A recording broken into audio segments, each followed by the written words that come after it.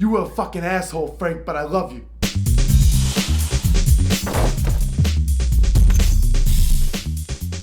You want to know the story? I'll tell you the story. 1961, Seattle. I just did a 5-year stint over at Ringling Brothers, but now I was in the big time, Barnum and Bailey's.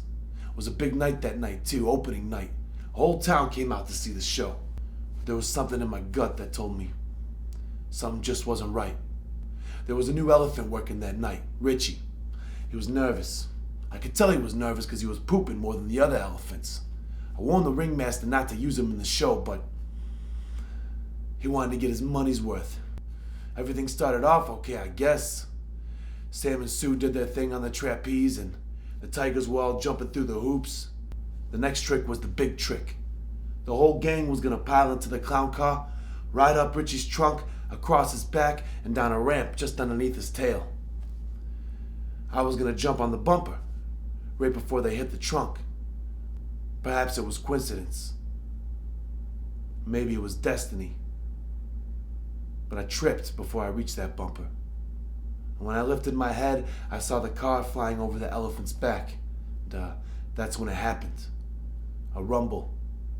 So loud it shook the tent, and the whole crowd became silent. The smell of elephant dung followed almost immediately.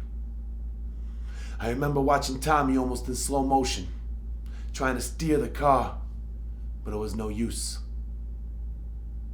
I ran to the wreckage, I dropped to my knees, and I reached in, and somebody's hand grabbed mine. I pulled and I pulled on Tori's hand. I looked at Tori in the eyes. That's when the explosion happened. Last thing I remember is the smell of my own burning flesh and elephant dung.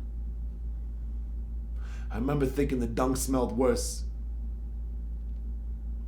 I could still see their faces. Timmy, Tommy, Tori, Telly, Terry, Teddy, Frank. You were a fucking asshole, Frank, but I love you. Closed caskets, every last one of them. You guys keep honking. You guys keep honking.